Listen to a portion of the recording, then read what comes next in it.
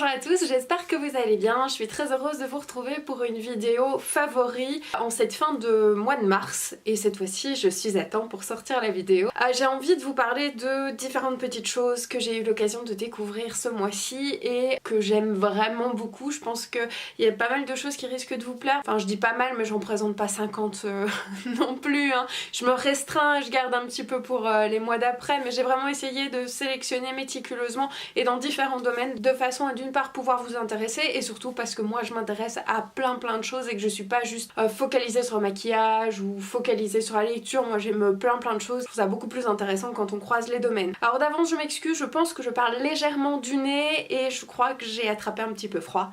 J'arrête pas de me vanter, de dire j'ai pas besoin de veste, j'ai pas besoin d'écharpe, moi dehors je tiens, je suis jamais malade, et en fait je crois que j'ai un petit début de rhume. J'ai tendance à pas mal éternuer et tout, donc je crois que je me suis fait avoir. En même temps c'est normal, il fait très beau et puis après il fait dégoûtant dehors, donc Eh bien ma bonne dame, on dit que c'est le printemps mais moi j'y crois pas trop. J'ai envie de commencer cette vidéo de favoris par vous parler d'un parfum.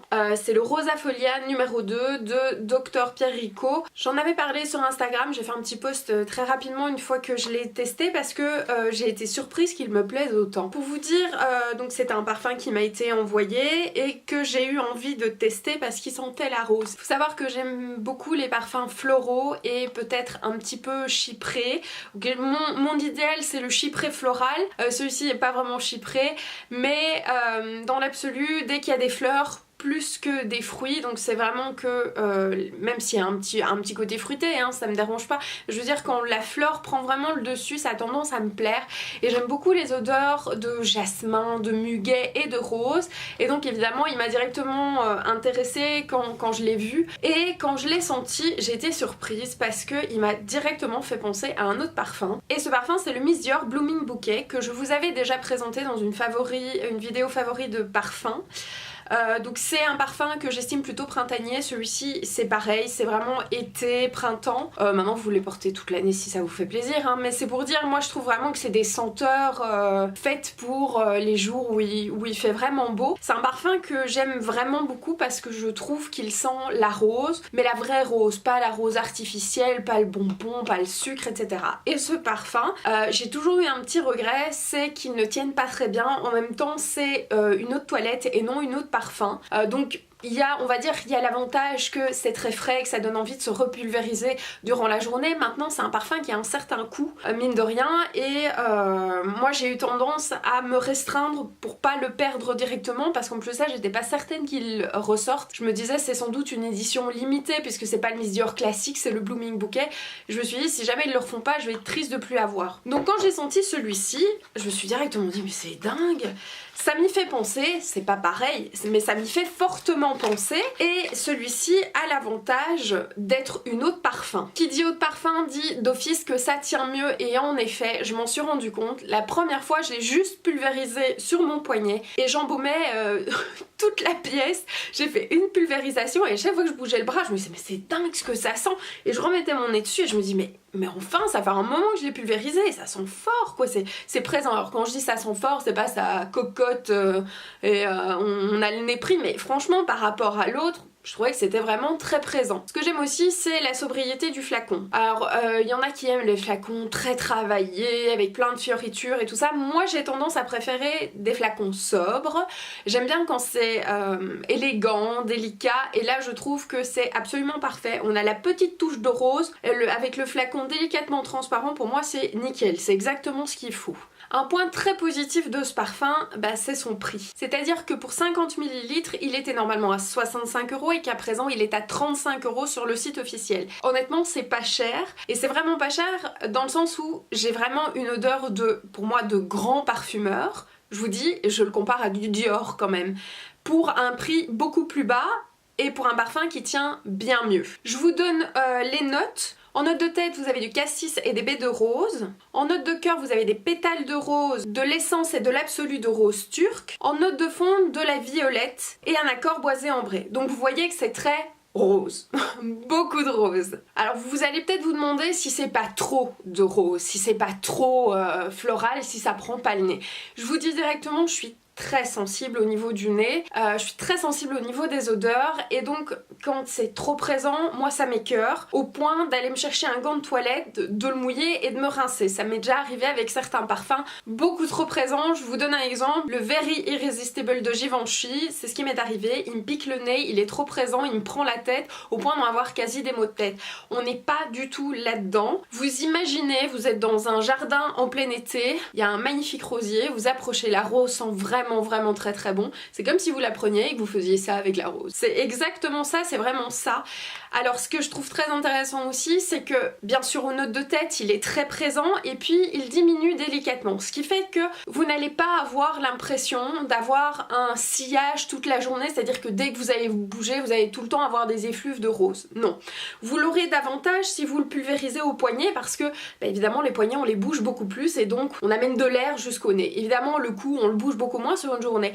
Donc ce qui est agréable je trouve, c'est que subtilement au cours de la journée vous allez tiens je sens bon et puis vous allez penser à autre chose et ainsi de suite. Alors je vous le dis aussi, quand je l'ai pulvérisé, mon chéri l'a senti, mon chéri m'a dit mais ils sont super bon ce parfum, j'aime vraiment beaucoup.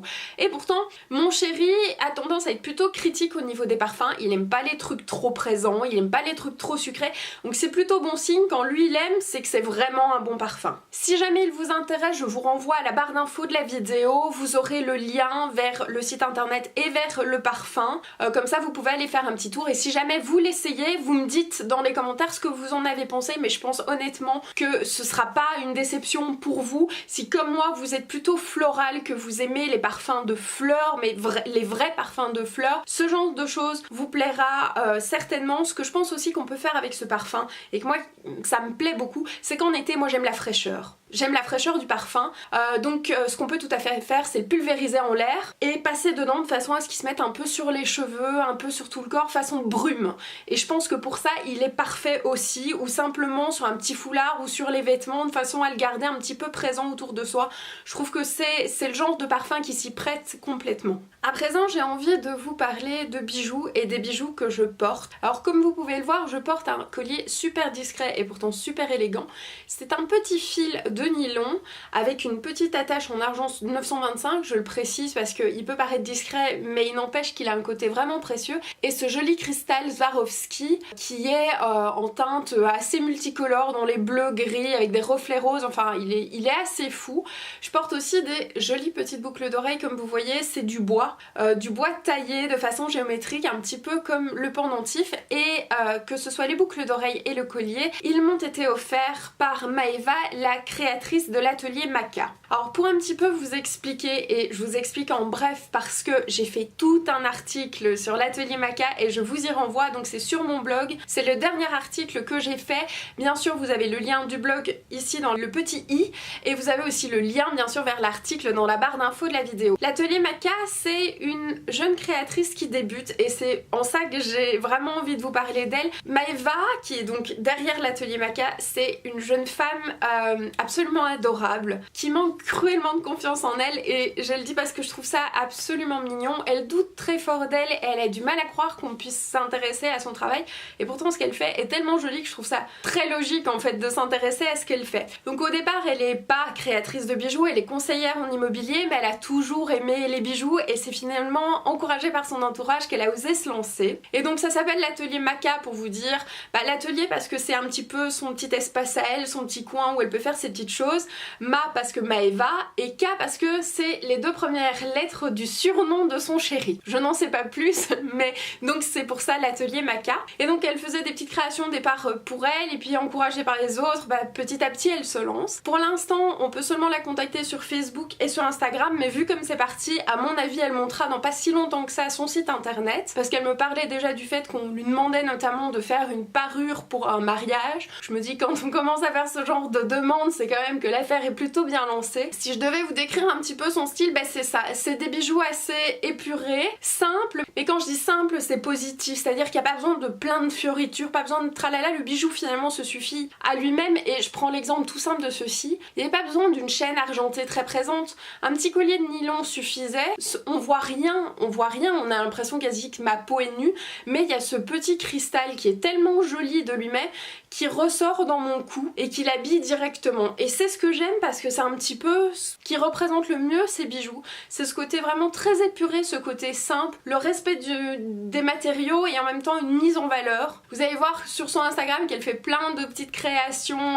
très différentes les unes des autres. À chaque fois c'est toujours de très bon goût, c'est très chic, très élégant. Je me rappelle que ce petit collier je l'ai porté à la foire du livre de Bruxelles et j'étais fière parce qu'en plus ça j'étais habillée plutôt décontractée. J'avais pas, vous savez, j'ai un sweatshirt un peu comme ici, mais je me disais rien que le collier donne déjà la touche un peu chic de la soirée et ça me suffisait. J'avais pas besoin de mettre une robe de soirée ni rien, ça donnait déjà un petit peu le ton. Au niveau du budget, compter entre 5 et 30 € pour un bijou, ce que je trouve franchement pas énorme quand on sait qu'elle passe parfois 2 heures à faire une réalisation.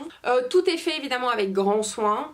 Si je vous en parle, c'est parce que les finitions sont parfaite et parce que franchement ça me tient à cœur, d'autant plus que quand une créatrice se lance, et je sais de quoi je parle parce que moi-même je fais des bijoux de mon côté mais pour l'instant je n'oserais pas me lancer, donc je sais à quel point on a besoin de soutien, à quel point c'est important, ça compte vraiment au niveau de la confiance en soi quand on commence à s'intéresser à son travail, qu'on commence à avoir éventuellement un article, que les gens viennent simplement faire un petit commentaire ou passer une petite commande. Je sais que c'est déterminant en tout cas au début du projet parce que ça donne le courage, ça donne l'énergie de continuer, et donc c'est vraiment pour ça que je vous parle de l'atelier Maca. Donc évidemment je vous invite à aller voir son Instagram, à aller voir sa page Facebook, et même si c'est pas pour lui faire une commande, ne fût-ce que de lui laisser un petit commentaire si ce qu'elle fait vous plaît. Si vous avez envie de lui commander quelque chose, vous lui envoyez simplement un message, elle est absolument charmante. Son Facebook et son Instagram sont évidemment listés dans la barre d'infos de la vidéo, et donc n'hésitez pas aussi à me dire dans les commentaires ce que vous pensez de ce genre de bijoux,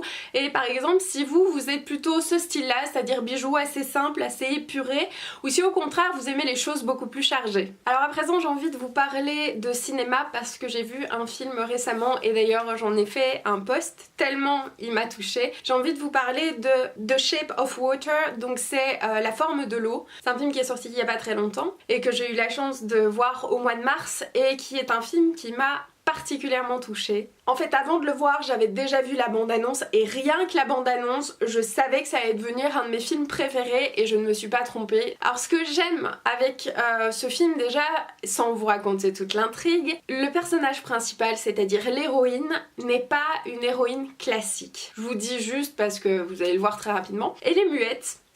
Et elle est pas canon au sens grande blonde, forte poitrine, elle a pas le canon, elle fait pas partie du canon esthétique habituel. Et pourtant elle a le rôle principal. Elle est charmante et elle est belle parce qu'elle dégage. Et ça moi je trouve déjà super qu'elle ait le premier rôle dans ce genre de film et que ce soit pas la beauté qu'on a l'habitude de voir. Ensuite ce qui est fabuleux aussi c'est que je vous dis que dans le film elle est muette, elle ne parle pas, elle a le premier rôle, pourtant elle ne parle pas. Et j'ai envie de vous dire qu'en même temps elle parle énormément, dans le sens où elle se raconte tellement dans son regard, dans ses actions, dans ses gestes, que c'est comme si elle avait raconté 10 000 choses durant tout le film en fait. Donc évidemment le film est basé sur une rencontre un peu particulière, et vous le voyez notamment dans l'affiche, entre un être un peu particulier qui vient de l'eau et donc cette jeune femme qui est muette. Et il va y avoir une histoire qui se crée entre les deux. Et ce que je trouve beau, c'est que à la fois tout les sépare et en même temps tout les réunit, dans le sens où ils sont issus d'espèces visiblement très différentes, et en même temps tous les deux sont quelque part isolés et tellement différents, chacun dans leur style, qu'ils se rejoignent là-dessus et que ça crée un lien super fort. Alors évidemment ça parle de tolérance quelque part, ça parle d'amour aussi. Il y a des choses assez dures dans ce film, il est parfois très violent. Moi ça m'a beaucoup touchée. Il y a des moments dans ce film où j'ai été super émue, il y a des moments où j'étais vraiment triste, des moments où j'étais en colère, des moments où j'étais à fond dans le romantisme et tout ça, et je trouve ça vraiment beau parce que ce film est à la fois romantique, mais il ne tombe absolument pas dans les clichés du romantisme habituel. Moi je suis pas romantique pour un sou, je vous le dis, c'est-à-dire que dîner aux chandelles et tout ça, moi généralement dans les films ça me fait rire. Et donc ici dites-vous bien que c'est un romantisme qui me touche parce que c'est un romantisme complètement paradoxal, c'est réel que ça en devient touchant et romantique. Donc je vais pas vous en dire plus, parce qu'autrement j'ai envie de vous raconter déjà toute l'histoire, mais sachez que l'histoire est magnifique. et esthétiquement parlant ce film est superbe aussi. Moi ça me fait penser à plein de choses. Il y a un univers vraiment très spécial, fantastique, vraiment très spécial.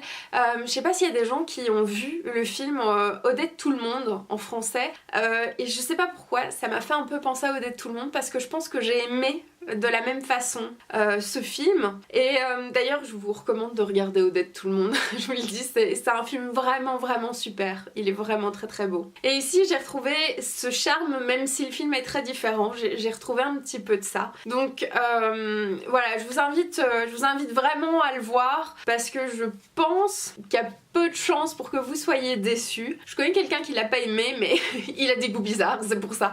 Mais autrement, j'ai entendu surtout beaucoup de bien de ce film. J'ai entendu beaucoup de gens qui étaient surpris de voir à quel point il était bien, et c'est pas spécialement un film de filles, je le dis, parce que c'est pas parce qu'il y a une histoire un peu d'amour que pour autant c'est un film de filles. Pas du tout, les garçons l'aiment beaucoup aussi, donc à voir seul, en couple. À nouveau, si jamais vous allez le voir ou si vous l'avez déjà vu, n'hésitez pas à me dire dans les commentaires ce que vous en pensez. Alors ensuite, j'ai envie de terminer par un jeu vidéo dont je vous ai déjà parlé sur Instagram, sur Facebook.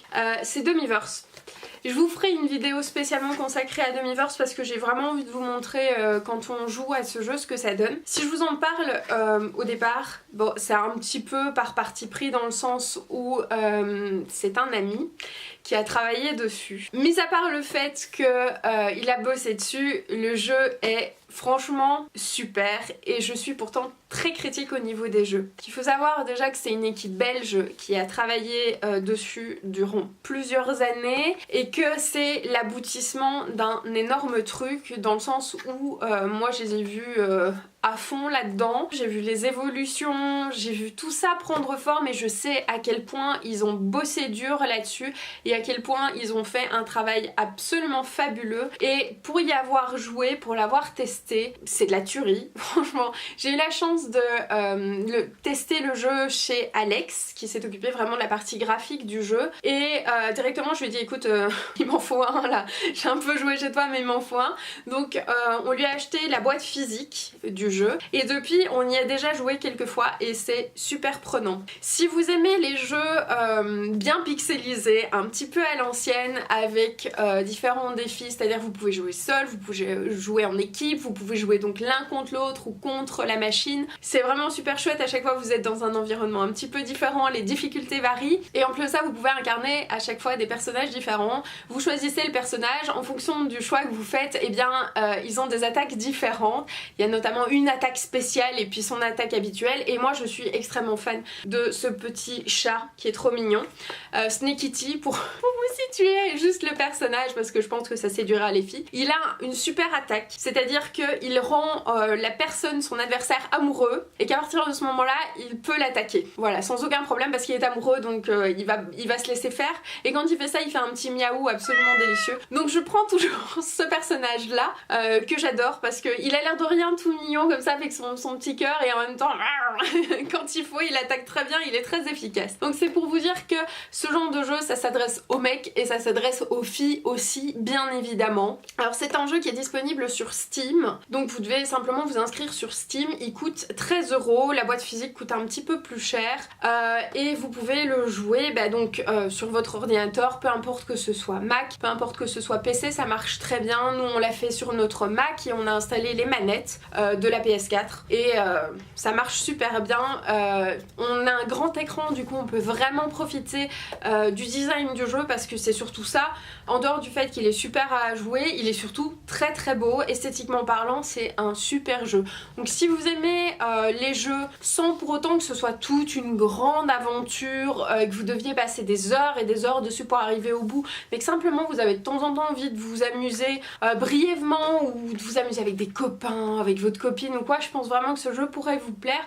Et en plus de ça, je vous dis, moi j'ai vraiment envie de les soutenir parce que quand on fait un projet comme ça, qu'on arrive enfin au bout avec un jeu d'une telle qualité, franchement ça mérite d'être mis en valeur. Donc dans la barre d'infos je vous mets évidemment le lien vers le jeu. J'espère que vous y jouerez, vous me direz si jamais vous l'avez finalement installé et que vous y avez joué, ou vous l'avez peut-être déjà, si c'est le cas c'est super, et vous me direz ce que vous en pensez. Donc je précise que vous pouvez jouer donc de 1 à 4 joueurs, couleurs, ce qui est plutôt cool, je vous dis, avec un couple d'amis par exemple, ou seul, ou en couple, il y a tout à fait moyen de bien s'amuser. Bon et bien voilà, je vous ai tout dit pour mes favoris du mois de mars, et j'espère que ça vous a plu. Comme d'habitude, n'hésitez pas à me dire quels sont vos favoris du mois dans les commentaires de la vidéo, je me ferai un plaisir de lire ça et de vous répondre. Si la vidéo vous a plu, n'hésitez pas à la liker, à vous abonner à la chaîne, à me rejoindre sur les réseaux sociaux et à aller faire un petit tour sur mon blog qui est toujours dans le petit i. Et puis il ne me reste qu'à vous faire plein de gros bisous et à vous dire à très bientôt dans une prochaine vidéo.